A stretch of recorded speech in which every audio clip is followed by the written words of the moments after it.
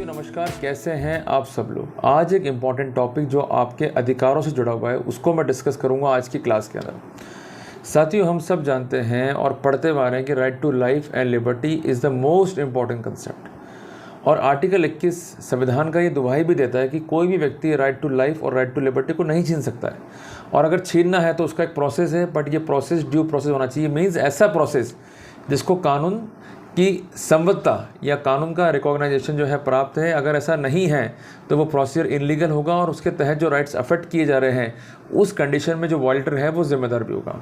ये तो है थ्योरेटिकल पर्सपेक्टिव, बट कितने लोग इस थ्योरेटिकल पर्सपेक्टिव को प्रैक्टिकल पर्सपेक्टिव में इंप्लीमेंट कर पाते हैं। जिम्मेदार आप लोग भी हो, क्योंकि आपके अधिकार खत्म हो रहे हैं और आप चुपचाप बैठे हुए, और जिम्मेदार वो लोग भी हैं जो आपके अधिकारों को तबाह करने में, उन्हें वॉयलेट करने में कोई कमी नहीं छोड़ते हैं। और उससे जुड़ा हुआ एक इंपॉर्टेंट अधिकार मैं आपको स्पष्ट कर दूं, the right to arrest and right to bail. अब आप सोच रहे होंगे भाई मैंने दो बातें क्यों कहीं एक ही कॉन्टेक्स्ट में। राइट टू अरेस्ट मीन्स क्या पुलिस को अधिकार है आपको अरेस्ट करने का, और दूसरा है राइट टू बेल का, अगर अरेस्ट कर भी लिया है तो क्या आपको अधिकार है बेल प्राप्त करने का। क्योंकि दोनों ही कॉन्सेप्ट्स आपस में जुड़े हुए हैं और बीच में आता है मजिस्ट्रेट।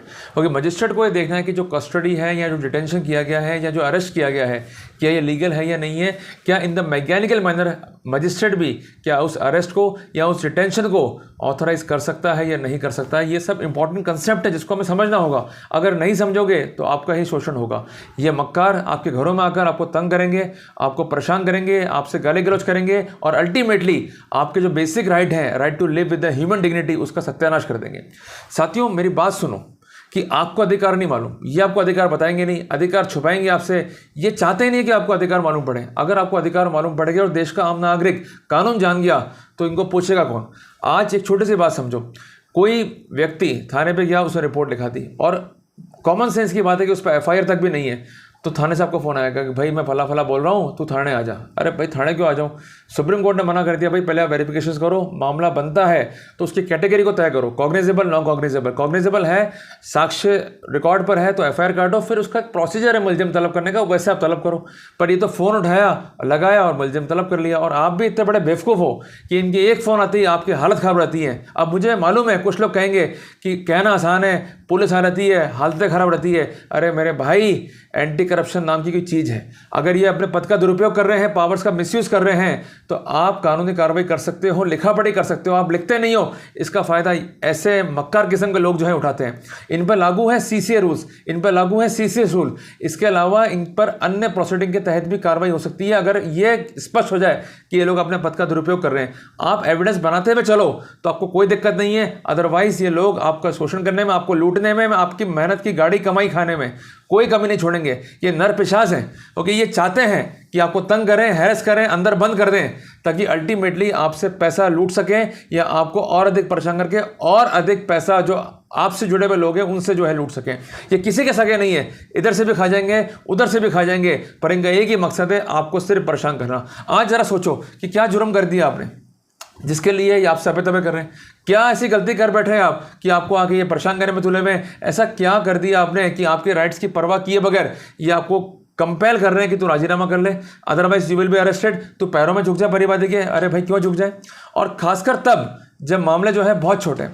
साथियों रिसेंटली एक कुछ गाइडलाइंस आई है ऑनरेबल राजस्थान हाई कोर्ट की, और उन्होंने रिलाई किया है on guidelines of honourable supreme court. और ये गाइडलाइंस एब्सोल्यूट है राजस्थान में खासकर, जिसमें यह स्पष्ट किया गया कि अनवारंटेड अरेस्ट नहीं होगा, किसी को भी अरेस्ट नहीं किया जाएगा। अगर करते हो तो गंभीर कानूनी परिणाम भी भुगतने पड़ेंगे एरिंग पुलिस ऑफिसर्स को। और चेतावनी दी है मजिस्ट्रेट्स को भी कि अगर ऐसे डिटेंशन आपकी जानकारी में आते हैं तो do not continue them in the mechanical manner. आपको जस्टिफिकेबल कॉज रीजन लिखने होंगे। तो कुल मिला के संकट में है एरिंग पुलिस ऑफिसर्स, क्योंकि अगर उन्होंने कानून की अक्षरशः पालना नहीं करी तो they have to face the bitter consequences. और खासकर वो मजिस्ट्रेट्स भी जो ऐसे पुलिस वालों के गलत डिटेंशंस को लीगल करते हैं और उसे कंटिन्यू करते हैं। तो कुल मिला के आपको आज राइट्स पढ़ने को मिलने वाले हैं, बहुत कुछ सीखने को मिलने वाला है। तो साथियों हम शुरू करेंगे प्रेजेंटेशन सबसे पहले, और उसके बाद आपको आपके अधिकारों के लिए लड़ना कैसे इंप्लीमेंट करना है अपने अधिकारों को, ये सब मैं जो है सिखाने वाला हूं आपको। तो सबसे पहले शुरू करते हैं आज का प्रेजेंटेशन। साथियों जैसे कि स्क्रीन पे आप देख रहे हैं कि रिसेंट गाइडलाइंस है राजस्थान हाईकोर्ट की by the way of notification. ठीक है जी, ये नोटिफिकेशन कब का है, कब का दिख रहा है आपको नोटिफिकेशन? 30/9/2023 सबसे रिसेंट है, और जिसका नोटिफिकेशन नंबर है 05 SRO 2023। इसमें सबसे इंपॉर्टेंट बात क्या यूज़ की गई है, पढ़ो आप, पढ़ाई में आ रहा है। Pursuant to the direction issued by the honourable supreme court, कि ऑनरेबल सुप्रीम कोर्ट द्वारा जो गाइडलाइंस जारी की गई है उसके परसुएंस में। और जजमेंट कब का है? 31/7/2023 का, जो कि पास हुआ है क्रिमिनल अपील नंबर 2207/2023। नाम क्या है? Mohammad Ashfaq versus state of Jharkhand, जो कि अराइज हुआ है from the SLP criminal number 3343/2023 and in line with direction जो कंटेंट है in judgment Arnesh Kumar versus state of Bihar. इसका साइटेशन है 2014 volume number 8 SCR page number 128। As well as other directions are concerned, कि दो तो इंपॉर्टेंट है ही, और इसके अलावा अदर डायरेक्शंस जो हैं वो भी कंसल्ट कर रहे हैं हम। राजस्थान हाईकोर्ट ने इशू करी है following guidelines to ensure that police official shall not arrest the accused unnecessarily, कि किसी भी व्यक्ति का अननेसेसरी अरेस्ट नहीं हो, ये अश्योर कर रही है हाईकोर्ट। और मजिस्ट्रेट ऐसे इलीगल डिटेंशन को मैकेनिकली या कैजुअली ऑथराइज ना करे, इसके लिए भी गाइडलाइंस जो है वो अश्योर कर रही है। अब मेरी बात समझो कि कोई गलती कर रहा है पुलिस वाला या मजिस्ट्रेट, तो आप लोग चुप बैठते हो, आप लोग लिखो सुप्रीम कोर्ट हाई कोर्ट को, और ये जो ऑर्डर है और जो गाइडलाइंस है साथ लगा के भेजो। मैं वादा दिलाता हूँ आप सबको कि इन पे कार्रवाइयाँ होती है। शुरू में ये लोग भगवान बन जाते हैं, इनको लगता है कि सब कुछ हमारे नीचे है, हम सबसे ऊपर हैं, पर जब कार्रवाइयाँ होती ना तो यही बिगी बिल्ले बन के जो है वकीलों के दफ्तरों में जो है भागते फिरते रहते हैं कि साहब बचा लो, आइंदा गलती नहीं करेंगे। तो कहने की बात है मेरे भाई, उठो, अपने अधिकारों को पहचानो, नहीं पहचानोगे तुम्हारा ही शोषण होगा। खड़े होना पड़ेगा, लड़ना पड़ेगा सिस्टम से, अगर लड़ेंगे तभी अपने राइट्स को हम सिक्योर कर पाएंगे। तो क्या डायरेक्शंस हैं, सबसे पहले इसको समझते हैं। The state government shall instruct police officers not to automatically arrest when a case under section 498A IPC is registered, but to satisfy themselves about the necessity for the arrest under the parameter laid down in the case of Mohammad Ashfaq Alam and Arnesh Kumar flowing from section 41 of CRPC, कि आपको automatic arrest नहीं करना है, justify करना पड़ेगा ground of arrest को, और ये होना चाहिए in consonance with the guidelines of honourable supreme court pass in the case of Mohammad Ashfaq Alam and Arnesh Kumar, और इसके अलावा 41 CRPC गाइडलाइंस को जो है देखना पड़ेगा। सबसे इंपॉर्टेंट बात, इनको एक चेकलिस्ट जो है तैयार करनी है एज पर क्लॉज नंबर 41 सब clause 1 sub clause B sub clause 2 of CRPC। सबसे इंपॉर्टेंट बात, they are required to forward the checklist and apart from that they are required to furnish the reason and material which regularise या which are required for the arrest while forwarding and producing the accused before the magistrate for further detention। जब तक material नहीं है, जब तक कोई proper data इनके पास में नहीं है, तो ऐसे डिटेंशन रूटीन मैनर में जो है अलाउ नहीं करना चाहिए। The magistrate while authorising detention of the accused shall peruse the report furnished by the police officer in term of aforesaid and only after recording its satisfaction the magistrate will authorize the detention। अगर ऐसा लगता है कि जो report forward की गई है वो ड्यूली सपोर्टेड है और उसके पास एक प्रॉपर रीज़न है बिलीव करने का कि ये ग्राउंड बनते हैं फर्दर डिटेंशन के, तो ही होगा, अदरवाइज नहीं होगा। तो कुल मिला के रूटीन वाली चीज़ें खत्म हो गई है। They are required to pass the specific reason order, otherwise everything would be illegal. सबसे इंपॉर्टेंट बात, detention not to arrest an accused be forwarded to the magistrate. Decision not to arrest an accused की, ऐसा decision कि आपको accused को arrest नहीं करना है, ये भी फॉरवर्ड करना पड़ेगा मजिस्ट्रेट को 2 वीक्स में from a date of institution of the case which may be extended by SP of police of the district for the reason to be recorded in the writing. तो अगर ऐसा decision लिया गया कि इसको हम अरेस्ट नहीं कर रहे हैं तो ये डिसीजन भी जो है फॉरवर्ड करना पड़ेगा। नोटिस जो है देना पड़ेगा 41A CRPC का, जो मैंडेटरी है, within 2 weeks from the date of institution of the case which may be extend by the superintendent of the police of district for the reason to be record in the writing.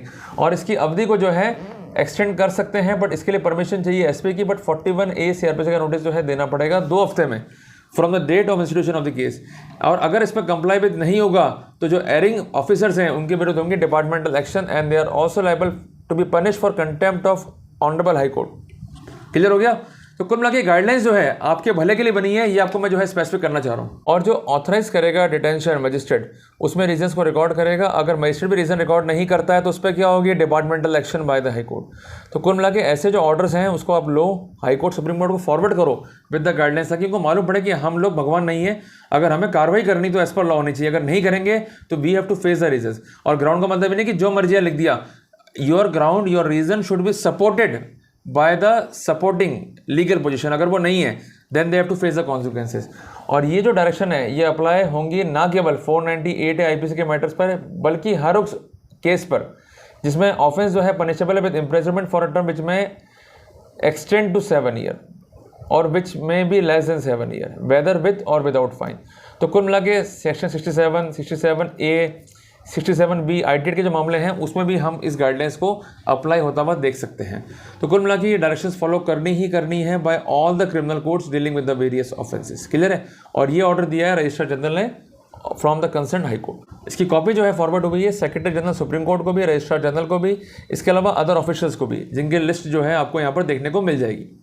तो साथियों, आज का video कितना महत्वपूर्ण है, कितना हमको easy रहा कि अगर कोई गाइडलाइंस जो है पारित हुई है समय समय के ऊपर bye the honourable supreme court, bye the honourable high courts, और उसको फाइनली जो है नोटिफिकेशन के फॉर्म में क्लियरिफाई कर दिया गया, तो अब आपको डरने की जरूरत नहीं है। अगर ऑफेंस जो है पनिशेबल है अप टू 7 ईयर, तो वहाँ पर 41A CRPC देना पड़ेगा। अगर आपको अरेस्ट कर रहे हैं तो ग्राउंड्स देने पड़ेंगे। ये ग्राउंड नहीं कि मुलजिम भाग रहा है, कॉपरेट नहीं कर रहा है, प्रश्नों का उत्तर नहीं दे रहा। ऐसे ग्राउंड्स, ऐसा मटेरियल की इसको रोकना जरूरी है। अगर डिटेन नहीं किया गया तो ये एविडेंस को जो है डिस्ट्रॉय कर देगा। अगर ऐसा नहीं है तो वहाँ पर एयरिंग ऑफिसर को या एयरिंग मजिस्ट्रेट्स को भी जो है डिपार्टमेंटल एक्शन जो है फेस करने पड़ेंगे। तो साथियों, महत्वपूर्ण अपडेट है, रिसेंट अपडेट है आपके राइट्स को लेकर। तो मेरे भाई घबराओ मत, अपने राइट्स की लड़ो, निश्चित तौर पर हम जो है सफल होंगे। तो मिलते हैं एक नए टॉपिक के साथ, तब तक के लिए जय हिंद, जय भारत।